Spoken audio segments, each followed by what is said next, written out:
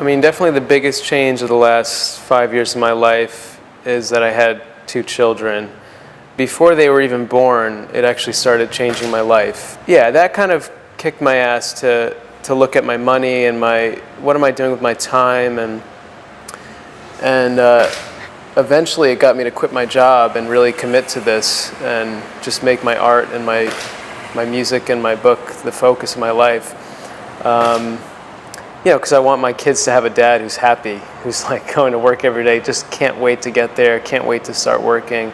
And that's how I feel every day now.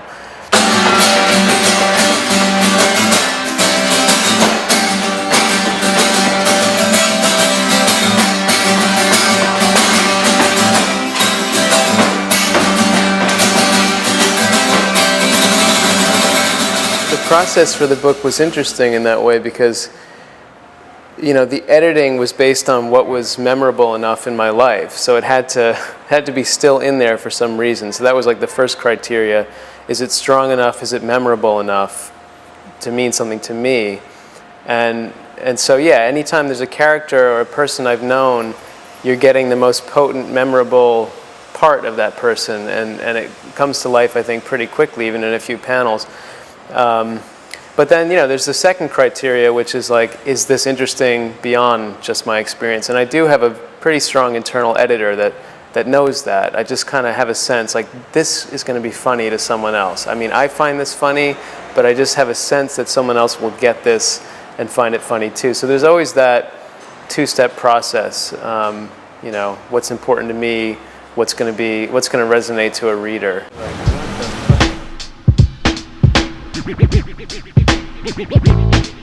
Yup. Yo, this is a Boy Wonder joint. Set it off with the snares and kicks for the 9/6. And it goes a little something like this. Inch by inch, row by row. Yo, kid, check the fly stealer.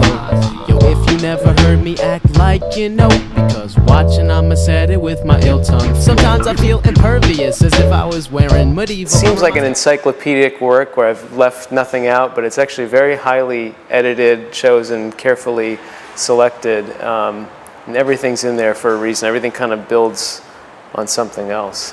I just care deeply about whoever this reader is in my head. You know, part of it is, you know, so much of this is psychological. It's the little kid in me that's just wants someone to sit there and hear absolutely everything I have to say, and they're not going to get bored and they're not going to walk away. I'm just pretending that there's a reader out there. Here it all is. But the other thing is, in my mind, I really care about that reader. Like, I want them to enjoy this thing. I want to select these details very carefully and order them nicely and organize it. There's like a desire to really please the people who are reading this thing. So I do try and make it very friendly. No, I definitely don't have like a specific reader in mind. Although I would say, you know, there's something, for me there's something about like teenagers, lonely teenagers that are in angst, you know, people who were like I was as a teenager. I feel like I'm talking to them.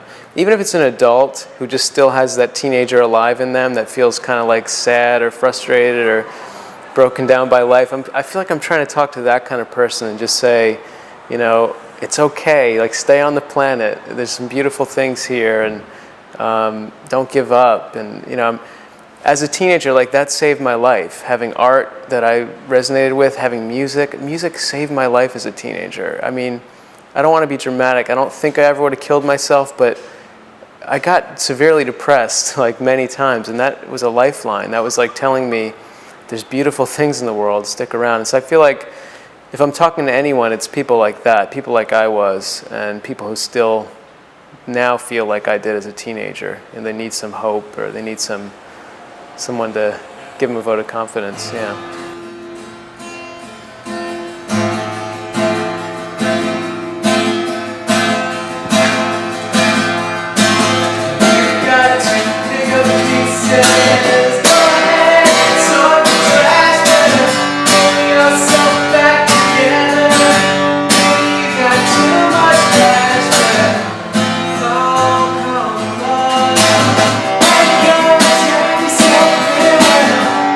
You're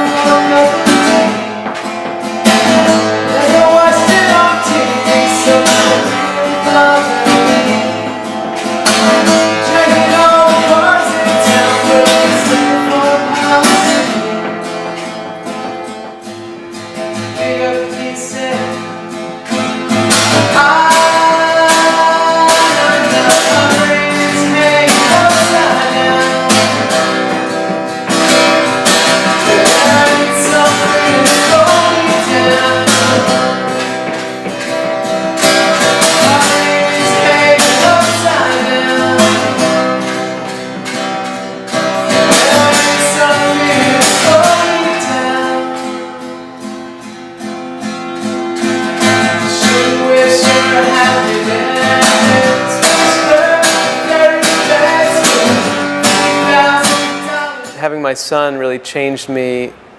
It really made me think about what kind of man do I want to be, not just father, but man in the world. And yeah, made me look at some of the tough, just some of like the parts of myself that I wasn't too happy with, the parts of me that were like more internal, more shy, more afraid of the world, and look at kind of sex stuff and reevaluate just my attitudes and my, so yeah, having my kids just changed my life in general. And then I'd say once those changes were underway, like it couldn't help but affect all of my art too. And it wound up changing the kind of book that I wound up making. The first comic strips I was interested in doing were these dreams. And I did a whole issue of just dreams, and then I realized people were seeing me as this guy who just did dream comics. And I realized I want to do kind of my whole experience. I want to do waking and unconscious life. And so for Deadpan 2, I said I'll still do some dreams, but I'll do this sex history strip. And I had this idea for a portrait comic of my father, and I put those three together, and I liked how they worked, but I realized it still wasn't even scratching the surface. I really wanted to get at, like how would I tell my whole life story or do a self-portrait in comics. And that's when I saw it's really going to take a book to kind of flesh this all out.